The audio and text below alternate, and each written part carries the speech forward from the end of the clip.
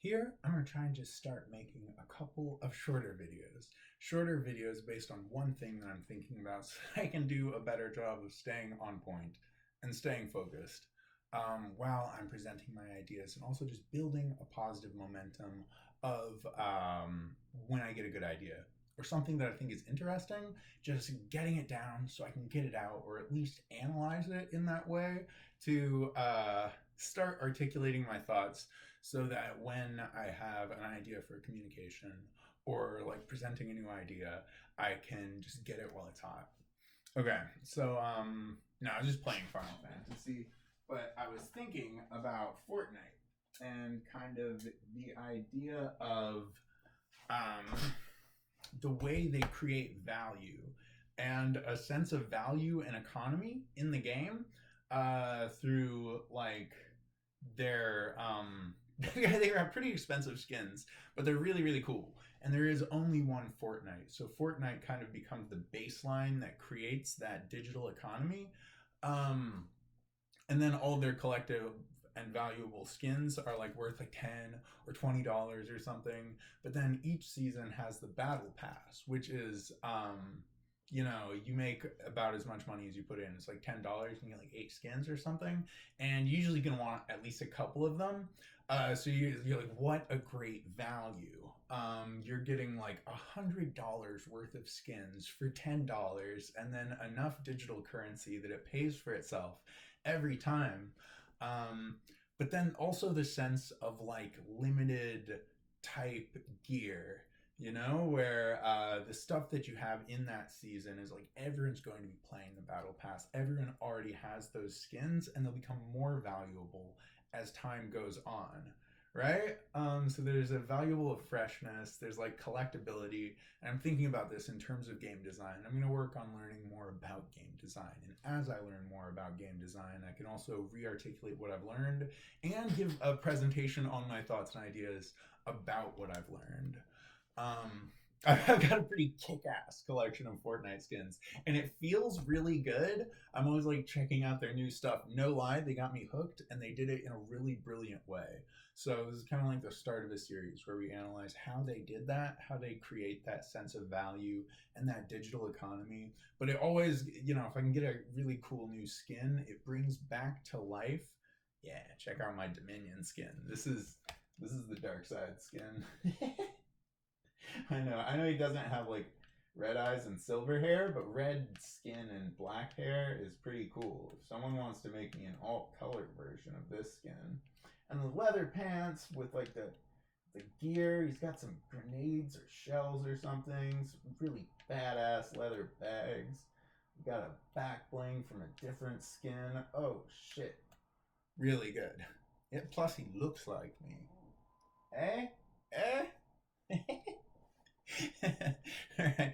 And when people hear my enchanting voice on the Fortnite mics and they see my kick-ass abilities, I'm still a mid-level Fortnite player, but I feel like I'm good at having fun with it. And Fortnite works as a really good like social game where it's like there's enough challenge stuff going on where you can become infinitely good at the game. There's not ever a point where the skill tier like caps. Ninja, the best Fortnite player in the world. Like, yeah, there is. But no, no. If were even on a higher level, if you could slow down time with your mind, if you were a ninja master as well, I'm sure there are higher tiers that people haven't even touched. you know.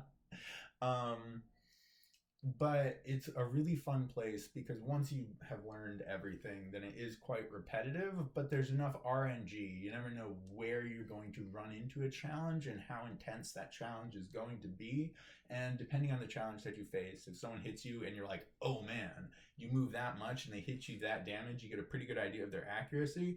And like you better get the jump on them if you want to have a chance at winning. So whether it's like defense, evasion, offense, there's all kinds of strategical like analytical things that go into it. And like the best way to learn that is, of course, to watch like Twitch streamers that you like who are also playing Fortnite. Happy Gal is the girl that I go to because she's just a really fun, positive person that creates positive energy. And I'm like, yo, I represent. I try to do that with my space.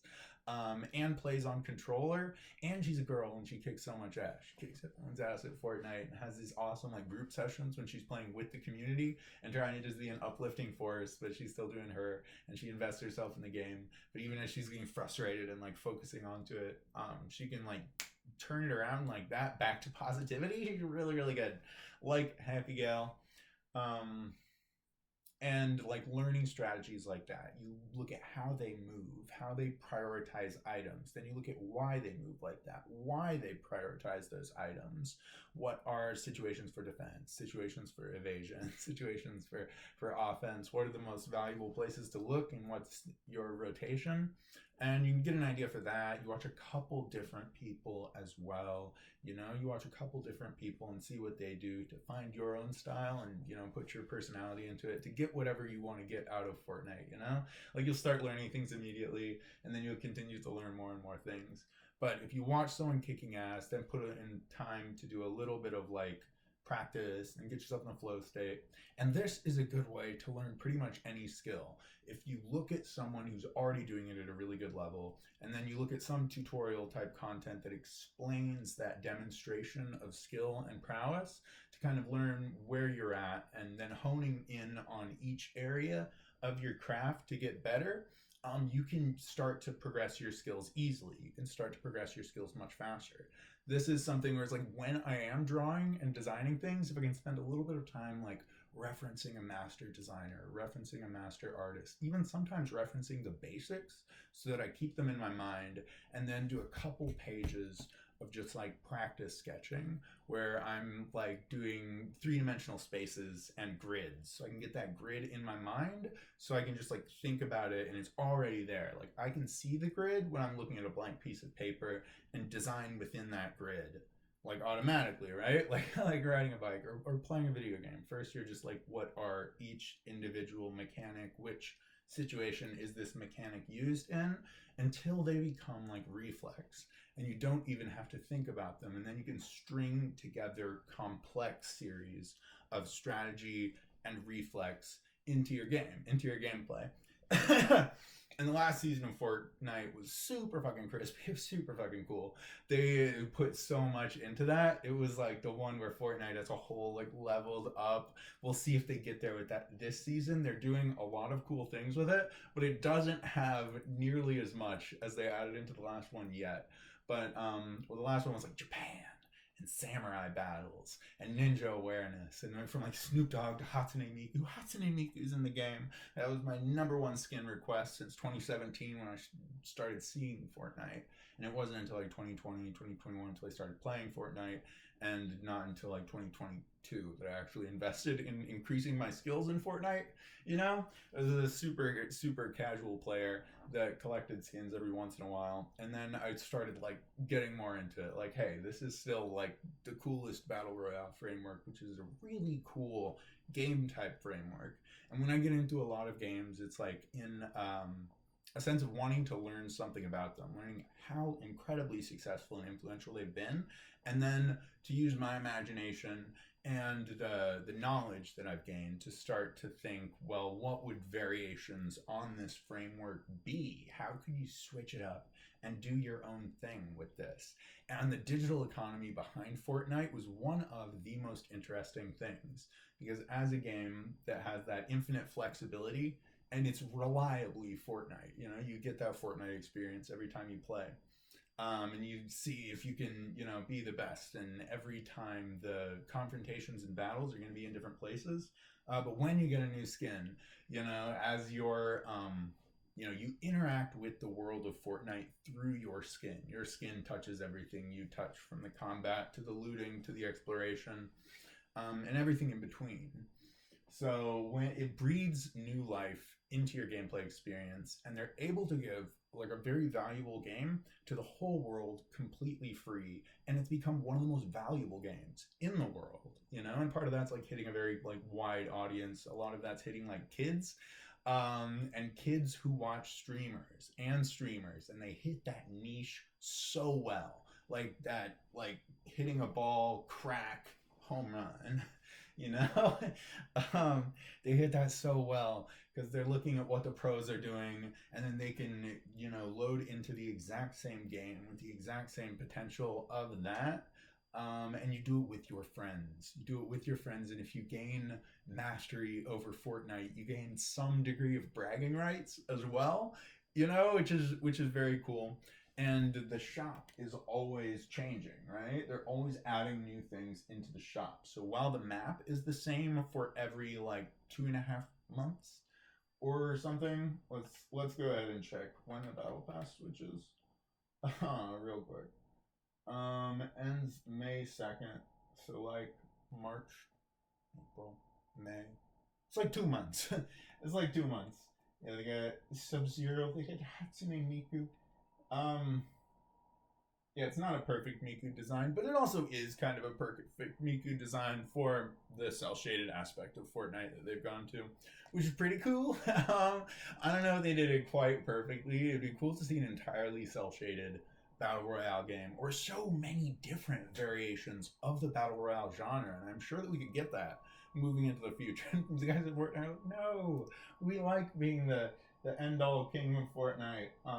The profits that they get compared to like the development, and they don't really, I don't think that they like cut cost much, but they have done a lot to keep it as like a core team to try and keep what's important and valuable in Fortnite. They didn't like open it up to a triple A like blockbuster studio. Um, yeah, no, they've done a good job. they've done a good job keeping it real. Uh, no, and they have my respect. And there's always new things coming into the shop to check out. And as a designer, there's always cool design things. As you're learning like character design, whenever I come in here, I'm like, all right, interesting. The things that they're doing with straps or textures or patterns, or to create a certain type of character, like an archetypal character, and then they'll have some kind of way of switching it up in some fun way to create something that you haven't seen before. And in like such a vast creative landscape as the one we have, to create something new and fresh is quite the challenge, you know. Really good new skin. King Kong's Godzilla. Uh, this is crazy. I was like thinking about pitching to the Fortnite design team about like things that I'd like to see, and I was like listening to all kinds of pop music. I'm like, pop music and like movie type collaborations and like good vehicles and more core game mechanics and like design sense, and all of those things totally became the foundation of Fortnite into the future. And I don't even think they read my design book at all, but just like looking at it and being like, what would work in here, and like sending those ideas out into the sphere, and then really paying off. It's like, yo, Lane's got good design sense, and Sense is a designer of games. Uh, that's pretty cool. Yeah, no, I wish I could see some of my design stuff that I wrote, but I'm not sure how you look at your super backlogged Twitter content.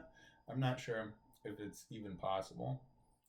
Yeah, they've always got cool stuff going on, and there's something fun to see within that, just like challenging yourself and creating something that you can play casually, or something that you can really skill build and grind on as well. Like if you just have like 20 or 30 minutes going to Fortnite, pretty cool, pretty fun. And the way they create that sense of value, where if you're investing enough time into Fortnite, if you have anything that's giving you money as well, then you're like, well, I could get a new skin every week or something. And you're investing like $10 a week into Fortnite or something, and then it's like over a year, it's like $500, and over 3 years, like $1,500 or something. But you seem like you're getting a good value in exchange of your time and energy. Maybe you just get hooked into this money making engine, but they do it really, really well. And it creates all these jobs for designers and creates something like fun and fresh and something that's like a challenge of these guys look great. Their Cowboy Bebop collaboration looks way better than their Jujutsu Kaisen Naruto not One Punch Man. They don't have One Piece either. They do have like My Hero Academia and some of the most based anime. But they look kind of funny. Uh, yo, Tsune Miku coming in. It's so good. So money. And thinking about conceptual game design, which is something that I do often, um, and you're thinking about creating that, like, uh, digital economy within the game and what creates that sense of value. It's super, super cool. Yeah, I'd love to be a character designer and work on character design stuff, but I'm always also thinking of game design stuff for like core game mechanics that are interesting to me and thinking about how they could be done in new and unique ways. Something that I do reflexively, but it's also something that I can do studiously, where if I like open up some design pages and do some like like there's exercises for everything. But if you're doing conceptual design, you reference a bunch of different things and you start thinking of ways that they could fit together in different ways and just kind of like developing new ideas to create like a space where you can just shoot ideas out, find ones that you like, ones that you don't, get a good sense of like meditation and intuition, and then like applying your thoughts and then coming back to a thoughtless space, and that good rotation of ideas to get a nice flow going, and then you can come up with a bunch of fun ideas in like a short amount of time. So I was thinking about like performance psychology, which is a part of everything, like what creates the optimum flow state and how you utilize that optimum flow state to create whatever you want to create. Super cool. Okay, I'm not gonna show off my Fortnite skins here. Um, so that's just like thinking about Fortnite. But the thing about the battle pass, and like you invest your time into Fortnite instead of your money to get those skins, and it is like a pretty hefty grind. Like you probably have to spend like 20 to 50 hours, maybe even more than that, to unlock a complete battle pass. And if you're like paying yourself $10 an hour or something for playing Fortnite, then maybe they're even more expensive. Um, and they have like, if you want to buy 25 levels, it's like 1,800 bucks, right? So that's like the value of time in the battle pass. If you want to buy it, it's like 1,800 V bucks, which is like $15. It's like 15. It's like $60 of stuff. So you feel like you've gained $60 by playing through the battle pass, and it's a pretty cool system. At first, I thought it was kind of shifty, and maybe it is in ways, but it's also like you can create this immaculate game engine and make it free to the world, and to create so much content for streamers, for streaming community, and to give kids dreams. And hopefully the dreams are more than just like playing into this money making system so that they can be the best, but to think of themselves as a champion and as a hero, and to have that heroic potential and the potential of a champion even from a young age. Like they could be a star, and to engage with the star system, which has pros and cons, obviously, but looking forward and how to nullify or mitigate those cons and how to expand on those pros to help create the most like strong, intelligent, diverse, inspirational, like creative landscape possible. So that's like just like two cents, just like two little cents on Fortnite, which I've been getting into, and as I've been getting more into conceptual design and like what goes into creating new projects, what has went into creating projects that really change things up, or hit an audience that was there. People like wanted this thing, and maybe people didn't even know how much they wanted this thing. With projects like Fortnite, the sales expectations beat what was like they expected it to be a successful game, but it became a wildly successful game by like 10 or 20 times the expected value, because it just happened to hit a niche in the industry as like streaming was becoming a bigger and bigger thing. um Fortnite like hit that perfectly, where it added so much value to these content creators and their fans that it just blew up out of the water.